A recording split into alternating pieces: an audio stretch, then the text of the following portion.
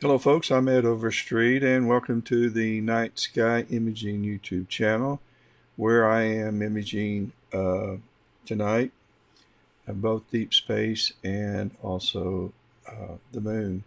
So let me share my screen with you and let's head over outside with uh, currently this kit, and right now we're looking at the surface of the moon, and I'll give you a better picture of the moon. I kind of zoomed in, but this will make it a little easier for you to, let's see, we want to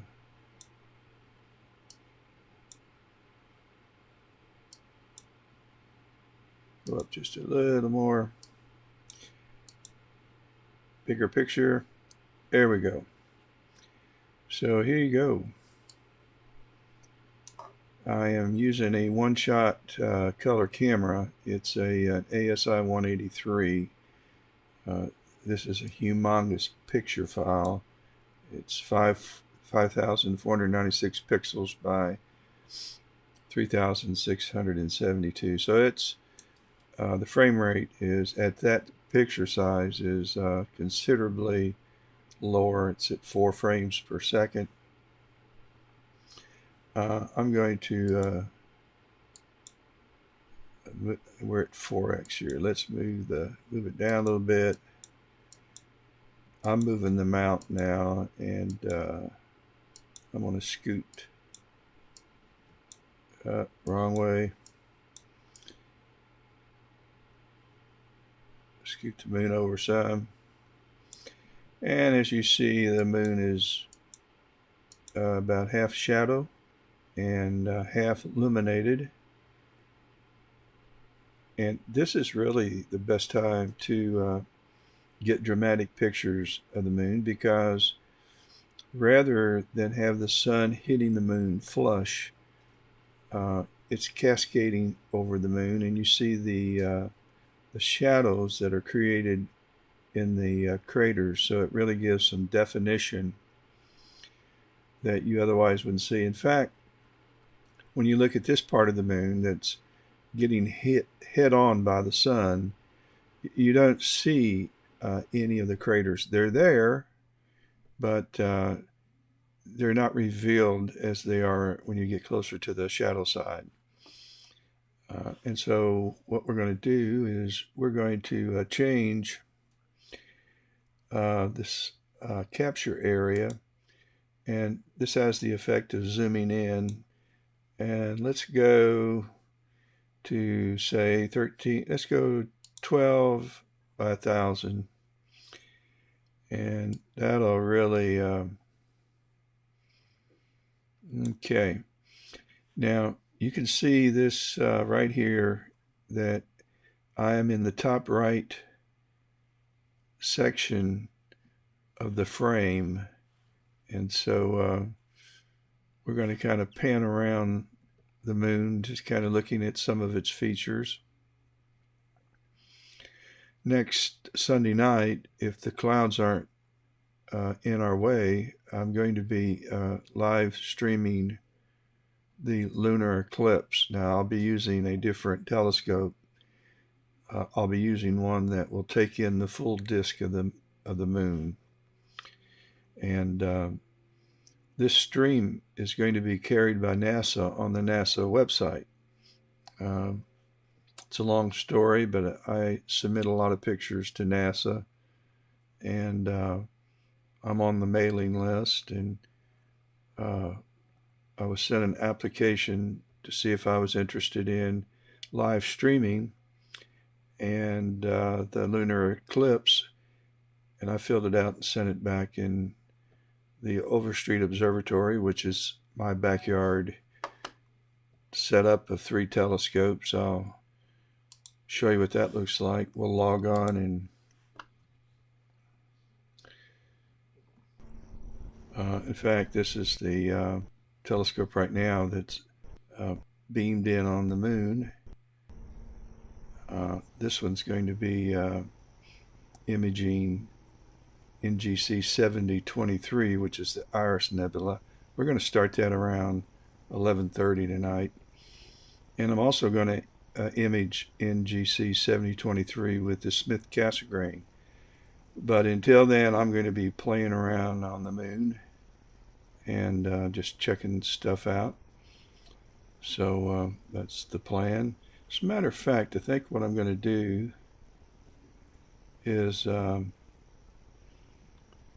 going to also try to center this without going outside. I'm going to try to center this telescope on the moon too. So let's go back on camera. Let's switch over to that telescope. And before we do that, I want to check something out here.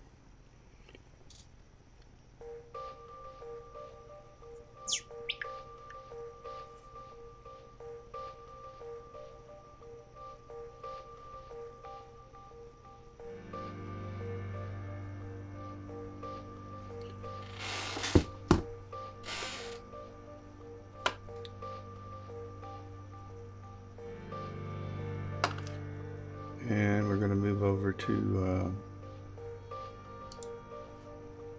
this kit, and we're going to activate our planetary, and let's move around and find the moon. Here it is, and let's zoom there. So I've clicked on slew,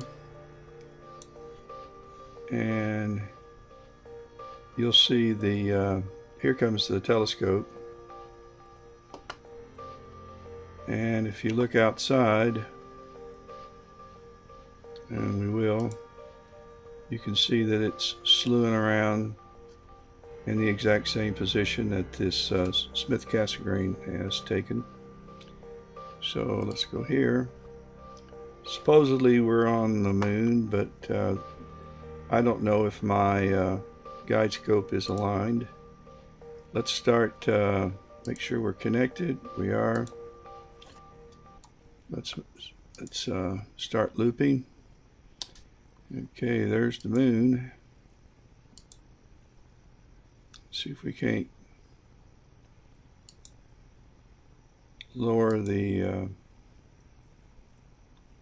all right, let's bring up SharpCap. Let's see if I have that software located. If I don't, then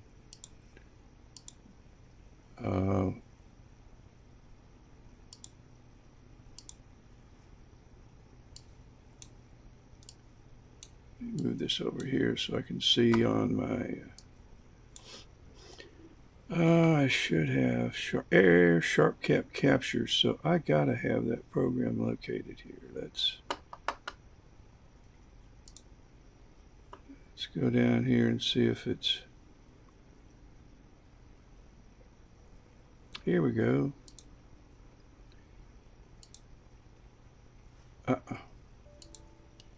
So we really don't have that located, we don't have that set up here.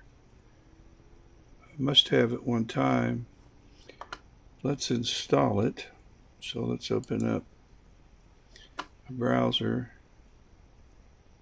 Oh, I'll have to go find my key and activate it. The end of that. But at any rate, here's the moon. I'll tell you what we could do. Let's just go ahead and bring up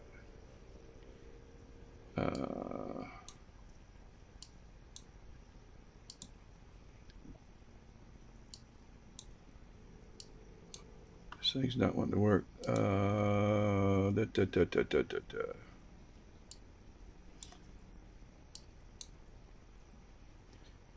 gonna,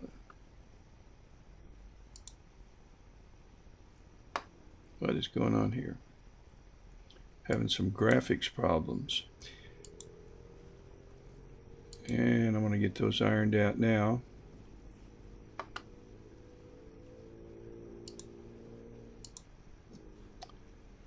And in fact, let's close this program. Yep. And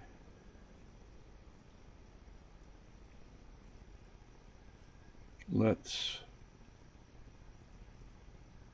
crazy. Let's see if it'll work without, I've lost half of the graphics in this program. Let's bring it back up. It's wild. All right, well, it is what it is. Let's bring up Sequence Generator Pro again. Whenever you're live, something doesn't work right.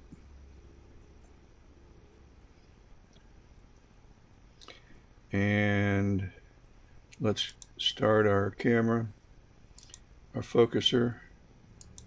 Let's activate EQ mode, and let's go to let's go to 2 on 2 bin. Let's go down to 1 second, and let's take a picture, and let's see if the moon's out here. There it is. So I'm not sure. Let's start taking, actually let's stop. Let's make this about 1003 seconds. Let's start that. Alright, I'm going to bring this half program up, and let's try going west. As a matter of fact, I can't even change the speed. So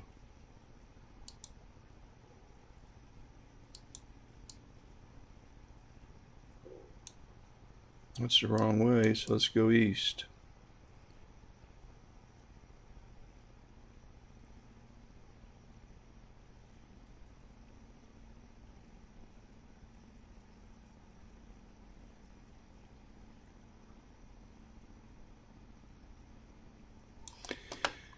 Okay, let's just go up here and find my telescope.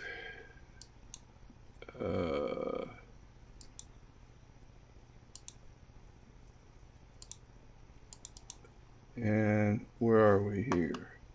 That's our focuser. Here's our, and let's bring up control panel.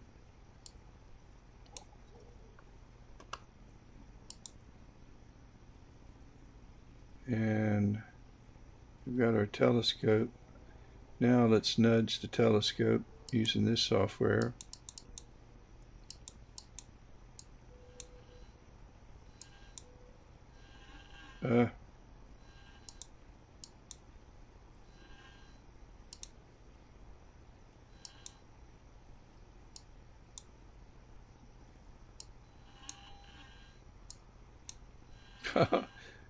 Too much.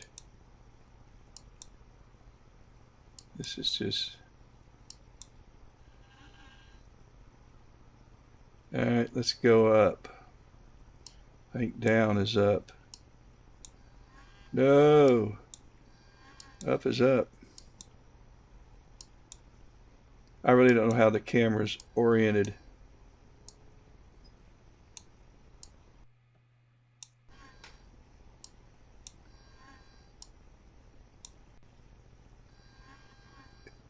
No kidding, it's telling me I have a poor connection.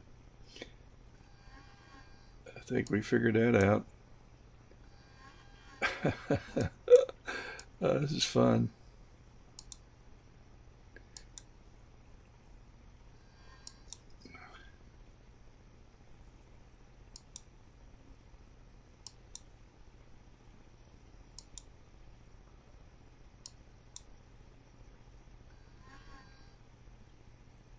Well, anyway, this would take in the full moon. This is probably the system I'll use. I'll have to download and install SharpCap, which is the software that I use. And let's try 0.001.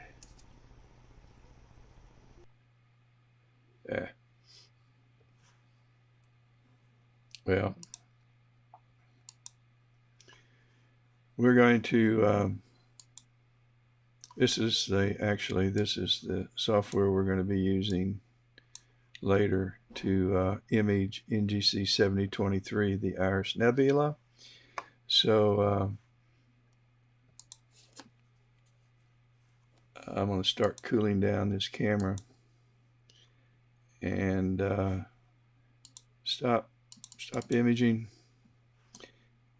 As a matter of fact, what I'm going to go do here is park this telescope, turn everything off, and reboot. So we're parking the telescope, and if you bring up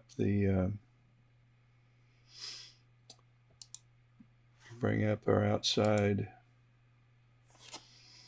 I hope it's parking. There's crazy things going on. Yeah.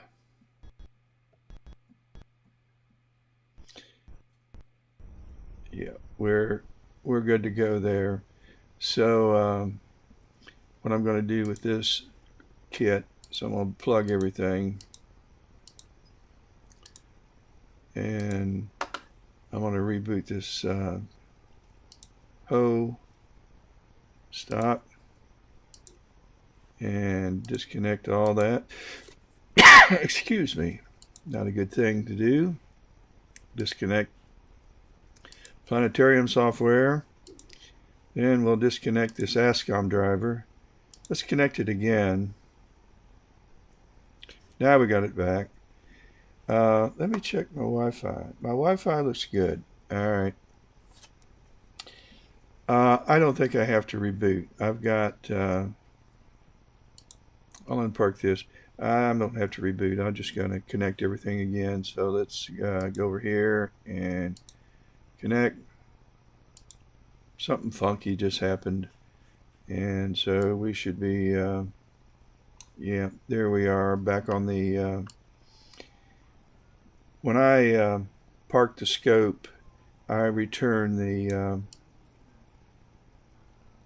telescope to the celestial North Pole. Right now this is Polaris, the star, but Polaris isn't the precise location of the celestial North Pole, the magnetic north. It's close, but it moves around the Polaris, the North Star, and so that's why it's off-centered.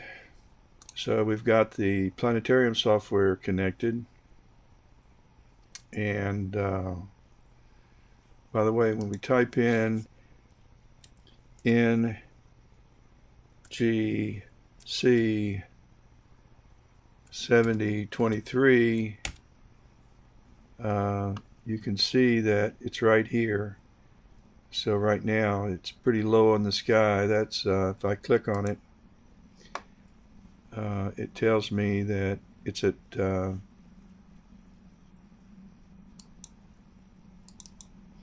altitude is around 16 degrees. So it's way too low to image. Although it's in a good location in my backyard, because I'll be looking over the northern part of Spartanburg, which is not as populated, towards the mountains. And since I'm on the west side of Spartanburg, it's pretty much the darkest area of the night sky for me. So I do start imaging earlier when I have targets that are in this region of the sky at night, only because I can get by with it. The signal's never as good when you're low in the sky, because you have so much thermal chaos coming from the heat of the sun during the day that's still reflecting off the Earth's surface, and that thermal activity just makes the sky very funky, kind of wavy. So the more towards the zenith you image always, the fewer atmospheres you're shooting through. It's much better. So let's go over to PhD, my guiding software, and let's connect that. And we already started looping there. Don't really need to. We're going to be a while before we image. I'm just going to turn that off. So we've got our planetarium. We've got our drivers for our telescope. Now let's go ahead and open up Sequence Generator Pro. Let's go ahead and connect the camera. Let's connect the filter, not the filter wheel, the focuser, and let's activate our telescope driver. So my plan tonight is to take 130 pictures that are 2 minutes long, 120 seconds long, at gain 101 and an offset of 70. And I'm using the ASI 5300 camera. It's a, we can go ahead and sleep. The camera wants to go to sleep, so let's, outside camera, so we don't need it, so let's do. And that should be fine. Yeah, let's see.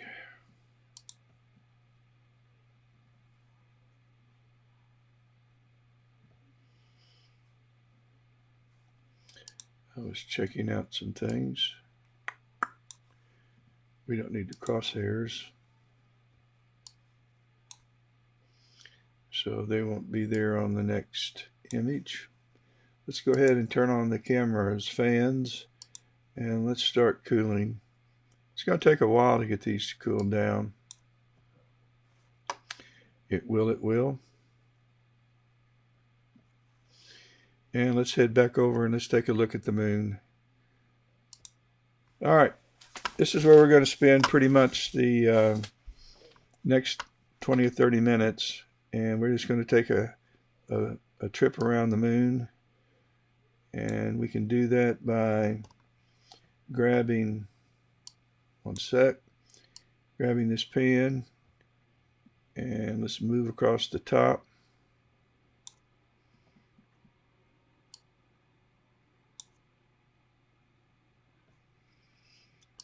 Pretty cool stuff.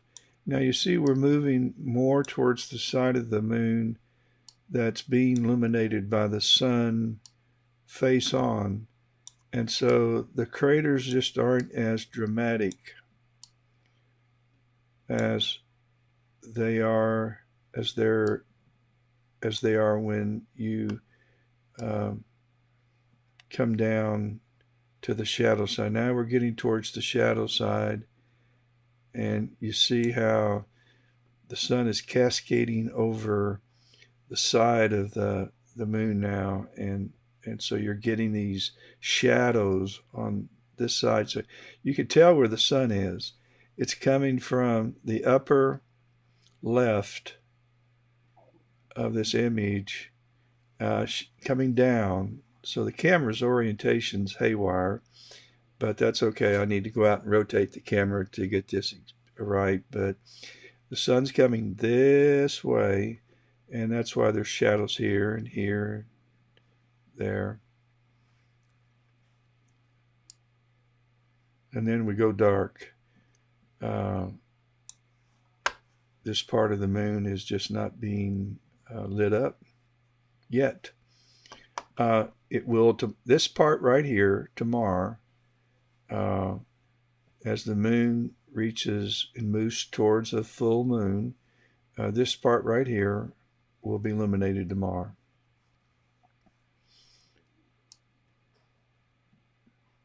Now I'll show you what I can do. Right now you don't see anything, but I'm going to go up here and I'm going to raise this exposure, and I'll reveal some of this shadow stuff. Not much of it, but I'll raise some of it.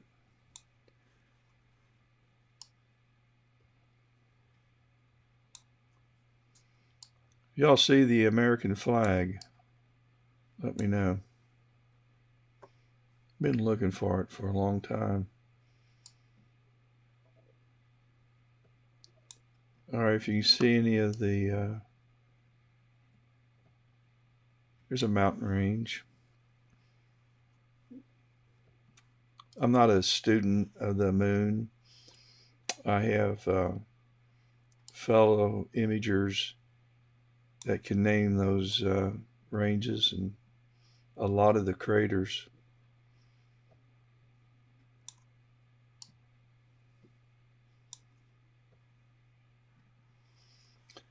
I've always wondered just what happened that caused these real 3 in a row.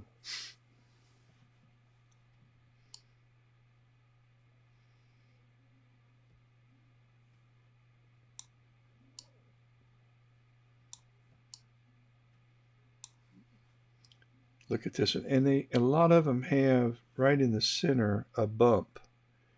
There's one. I'll show you others. Here's one here. Here's a little one here. There's one there. And it's got to have something to do with, here's one here. There's one there. There's one there. There's one there. It has something to do when they're just bombarded like they are. There's one there, and there's one there. I need to bring that up to some of the much more knowledgeable people in my in Roper Mountain Astronomy Club. There's one there. I'll run up the exposure and you can see it better. Well, it's there. But I guess when there's just a massive impact, I don't know. I don't know what would cause it to get that way. Can't figure it out. Oh, I bet my sound's crazy. Haywire. I'm going to switch to the Rode mic. You probably heard something crazy. You may not have heard anything I've said up to now. Okay, well, in the event you didn't, we're on the moon right now. And the reason why it's yellow is that this is a color camera. And this isn't really the color of the, this isn't the color of the moon, but it's biased. It needs to be color balanced. But once you do color balance it, and I will when I start processing some images, I haven't taken any yet. Sea of Tranquility.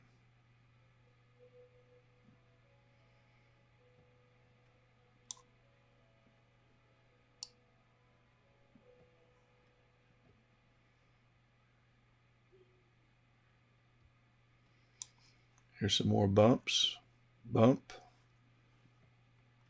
Oh, I think this is just where we were, so I'm repeating.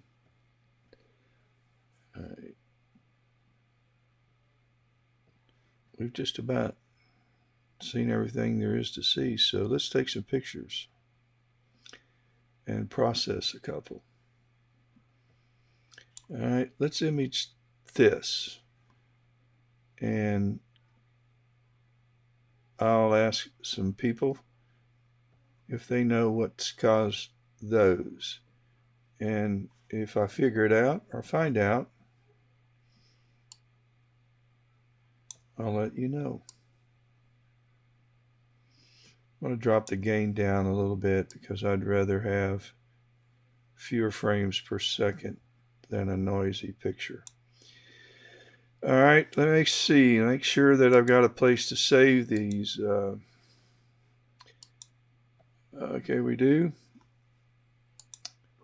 All right, let's go ahead and knock off a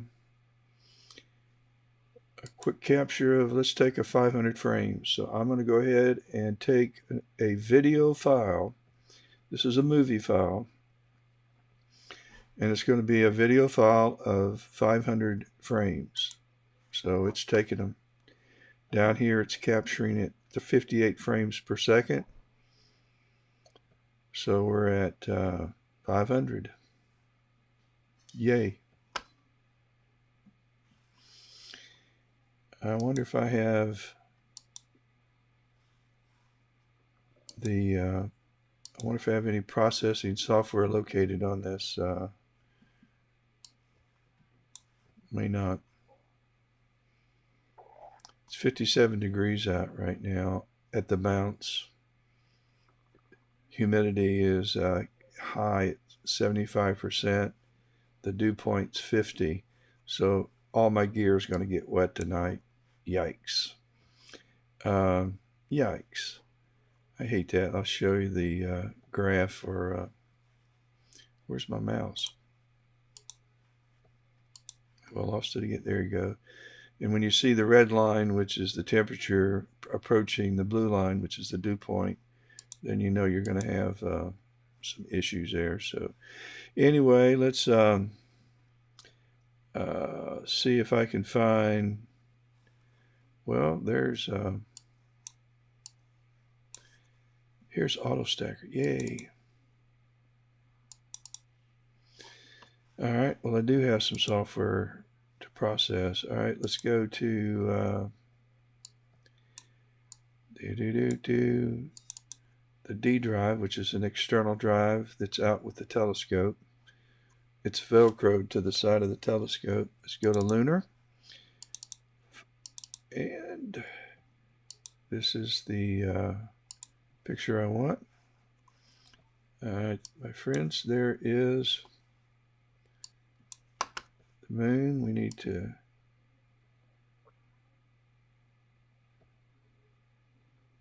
this is the part of the moon we took a picture of, and looks fine. So let's we want improved tracking, we want the surface, we want local checked, auto size, no double stack. And so let's analyze this picture. I'll put the green boxes in a fine place. You usually put it over an area with some contrast, and that's as good as any.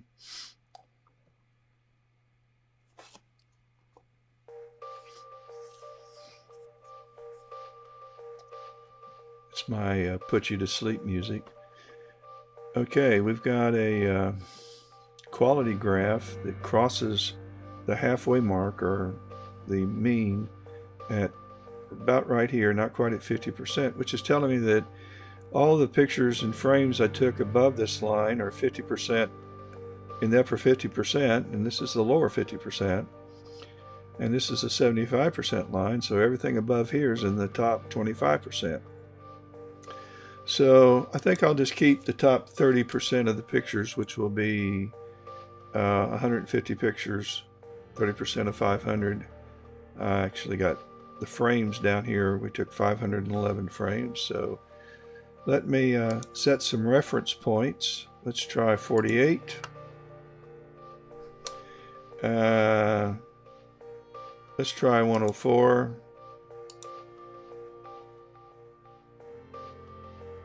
And stack them.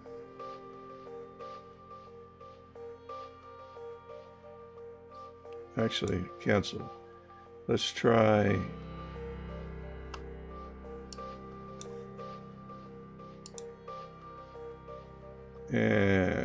there, and stack there.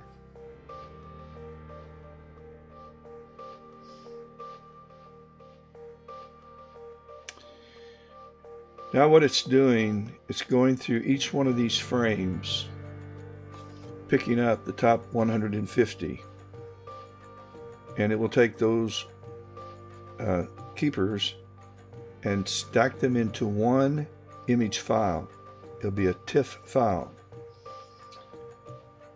a 16-bit TIFF file. So I got a lot of data to work with, and so it's in the process of doing that. So this 30% is going to ultimately, when we go to Lunar,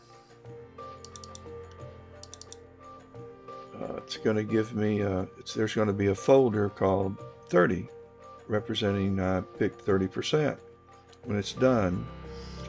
And that 30% folder will have my TIFF file in it, but it's still stacking. So while it's doing that, let's go back outside and take another picture somewhere else. So I don't want that software. We need to go over to we do two. I'm all confused as to which. There we are. Forgot what kit I was on. Let's get this mountain range. And then I'll look up on my lunar atlas and find out how tall those mountains are and how long that mountain range is. I already think it's about 180, 190 kilometers, and those are some pretty significant mountain ranges in height, but not positive. So let's raise up the exposure a little bit, and let's knock off another quick capture, 500 frames.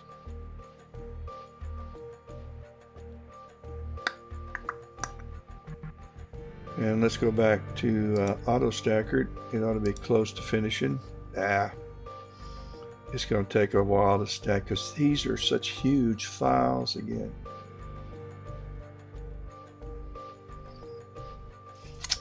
We'll go back outside. And let's move around some more. Hey, I like it. Let's drop the exposure down some.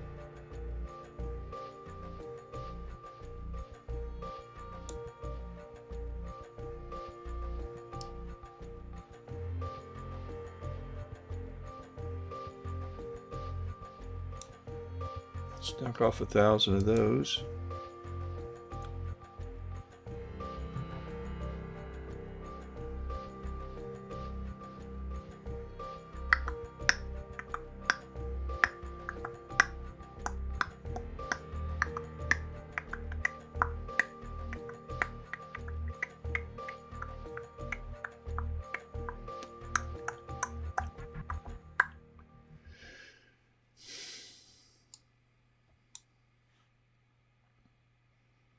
Okay, let's see how auto stackered's doing.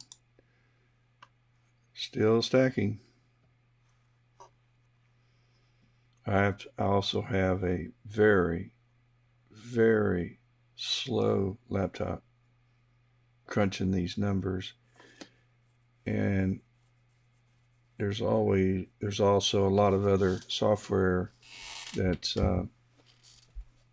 using my memory and processor power, so it's not a surprise it's taking long to do that. Let's go back outside to the moon, and now let's change this to, say, a size like that. Nah, don't like that. Let's go back to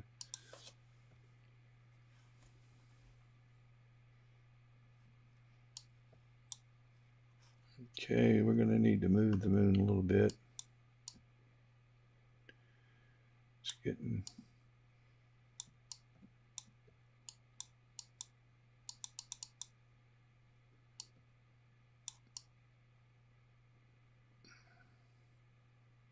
yeah, we roughly have half of the moon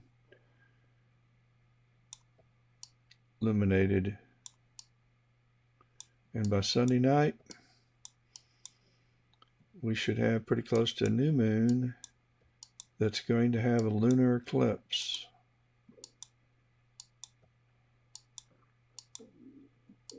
And it will disappear before our eyes. Starting, I'm going to go online at 10 o'clock Sunday night. Unless it's raining, I'll be online even if there's clouds. I might have a shot at the moon between clouds. And I went ahead and looked ahead at the long-range forecast, and it does show clouds. They don't always get it right, but they're better at getting it right now than they've ever been. Okay, let's take this picture as well. And this will take forever to process because this is the full 5,000 pixels by almost 4,000. So let's dumb down the light a little bit because it's kind of hot. Drag the exposure down a little. That's better. And it's going to take a while to take this 500 frames at 3 frames per second. But let's go ahead and get it started. And let's move back to auto stacker, see how far off we are. Oh, we're done. So let's close auto stacker. No, not. Let's close auto stacker. And let's open up. I'm going to minimize this, and close this. I must have clicked on it twice. And I'm going to bring up Registacks. And I don't need that.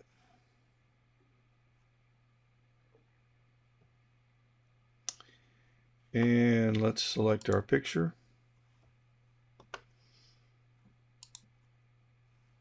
And we need to go to the external drive. And today, capture, there's my folder for 30%. And there's my TIFF file. I don't want to stretch it. And let's show the full image. Okay.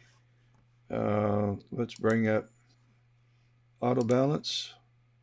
And let's do all. So now we have corrected the color cast.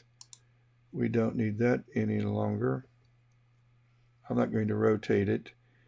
Let's take a look at the histogram, and let's bring it up a little.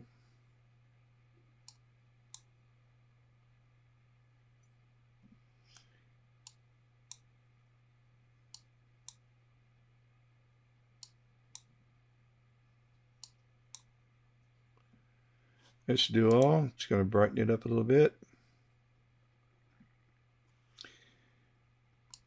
Let's get rid of that. Let's do a little sharpening by applying some wavelets. A little goes a long way here.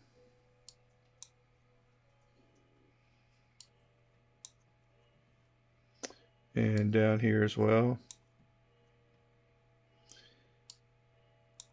I'm looking right here in the center where you can see the application. It's not doing the whole image, it's just doing a part right here. Now we're going to do all. We're going to do the whole image.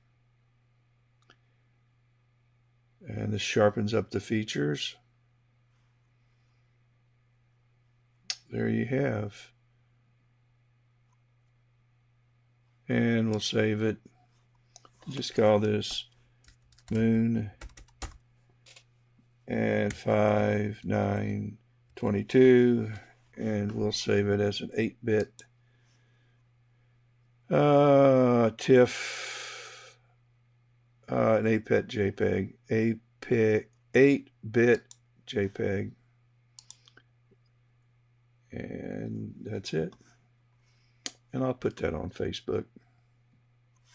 We'll take some more while we're waiting on our target NGC 7023 to climb a little higher. Let's put our power back on.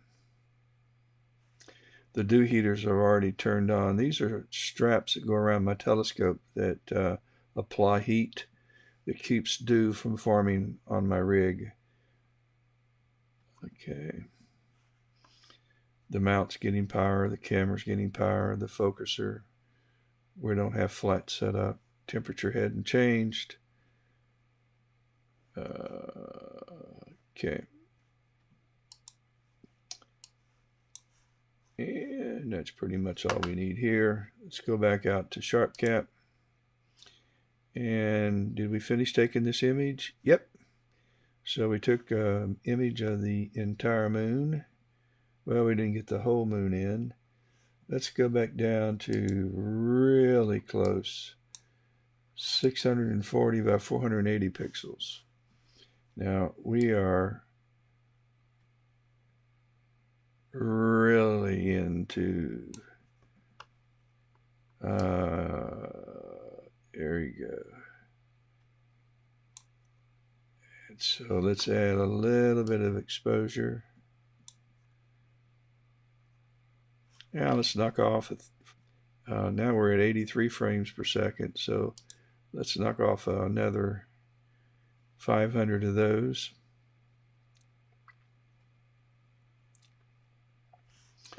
That finished a long time ago there. Let's raise the exposure again a little. And let's knock off 500 of those.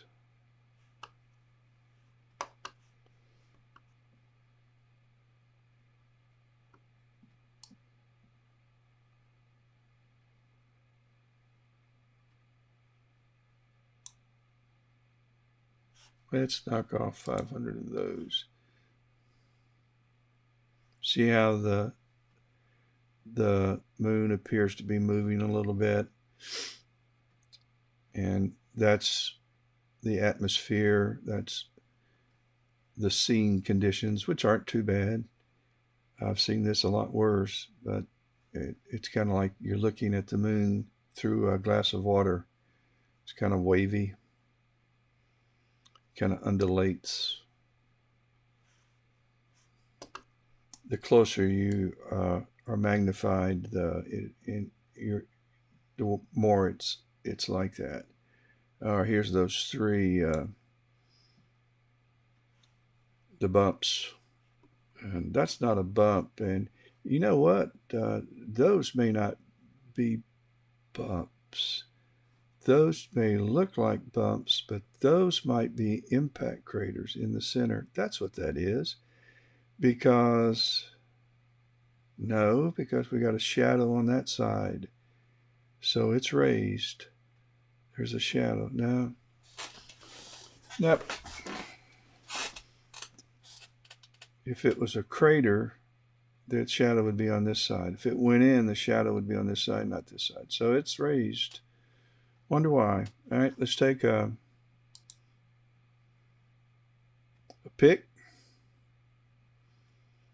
500 frames, we're about done. 400, done. And let's continue to see if there's anything else we want to take a picture of. Oh, let's bring the exposure down a little bit. And we'll take another quick capture.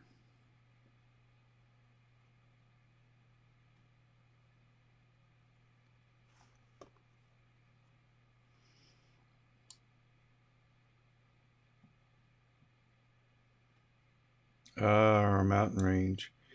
Let's bring this up just say 800 by 600, see if we can get the whole mountain range in.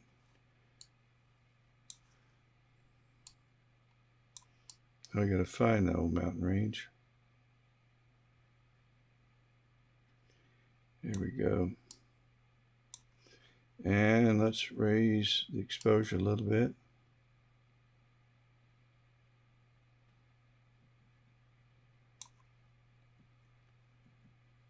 That may be too much.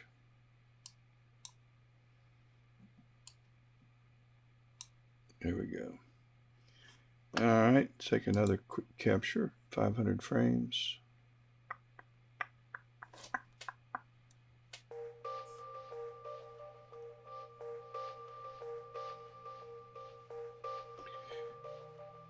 If you're just joining us, we're live watching, looking at the moon. And next Sunday night, starting at 10, I'll be online. and we'll be take 500 of those. Hopefully, with clouds permitting, we'll be getting a good view of the lunar eclipse, which will start around 11, finish around 12. I'll stay online a little bit after that. And I'm hoping I have a guest from NASA. I'm doing some emailing back and forth. If not, but just for a short period of time. And also, Channel 7 may beam into this stream. They may be over. We're also discussing those possibilities. There may be nothing. Let's take a quick capture here too. Again, if you're just joining us, this is a live view of our moon, our night light. I am passing some time and waiting for NGC 7023 to get high enough in the sky for me to start some deep space imaging. It's called the Iris Nebula, and it shows real good with a one-shot color camera. So I'll be knocking off some frames, hopefully. I know I'm going to have clear skies. We've got 3 days of clear skies, it looks like. And I'll be out every night. Can't pass up. Let's knock off another capture.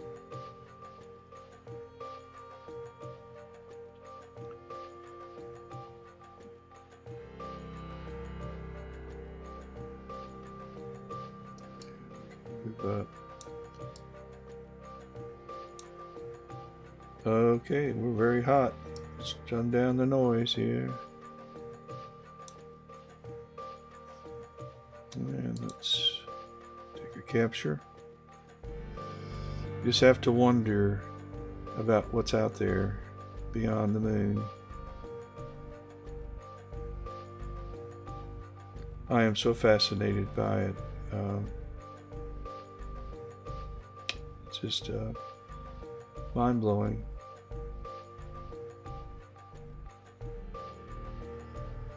You consider that some of the deep space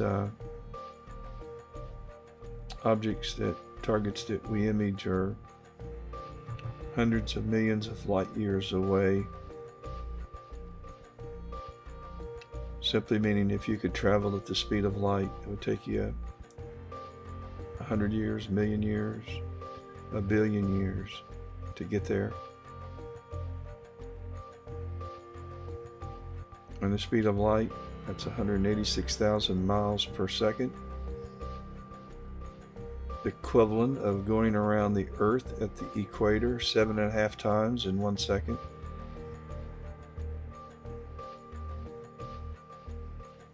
So if you could move it that fast. Andromeda, which is our closest galaxy, is 2,500 light years away. So if you plan on taking a trip, need to go soon. It'll take you 2,500 years traveling at the speed of light to get to that galaxy. But if you'll wait around for another 4 billion years, it's going to collide with our Milky Way galaxy.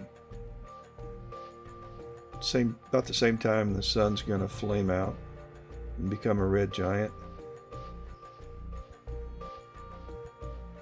You might want to talk to your insurance provider and see if they have any galaxy collision insurance or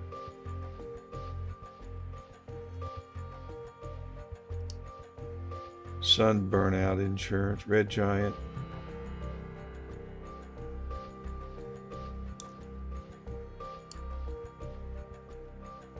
Ah, wait a minute. What is it? Let's go there.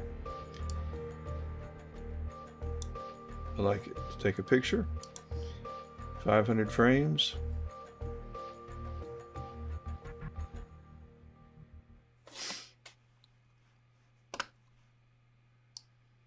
And let's raise the exposure just a little bit and take another 500 frames. So one of these not so clear sky nights, I'll open up these TIFF files that I'm creating right now, or movie files, and I'll run them through AutoStacker, create TIFF files, and I'll make pictures out of these and see what they look like. Well, they'll look like this. They'll just be sharper and have the proper color and won't be shaking due to atmospheric turbulence. Let's take a picture of that one.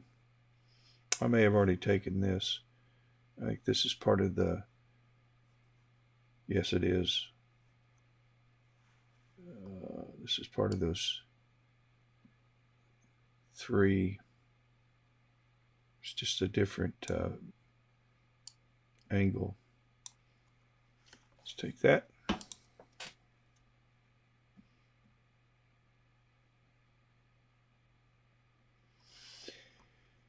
Yeah, it's done, and let's go back to the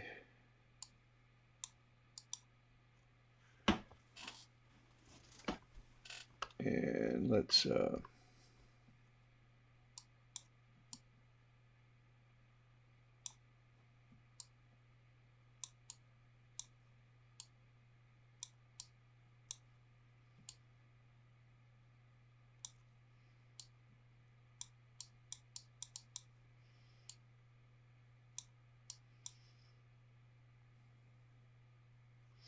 next Sunday night, I plan on having two telescopes working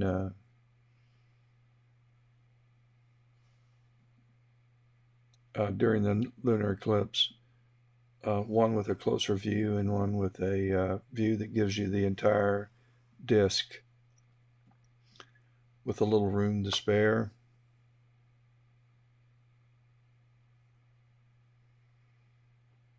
That's pretty cool, guys.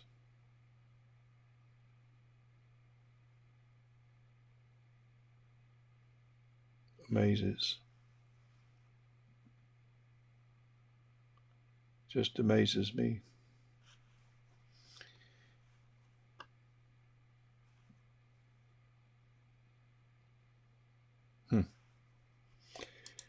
All right. Well, I'm going to go unlive and say goodnight to you. I'm going to start working with the other kits and get ready to change targets and put 7023 to work.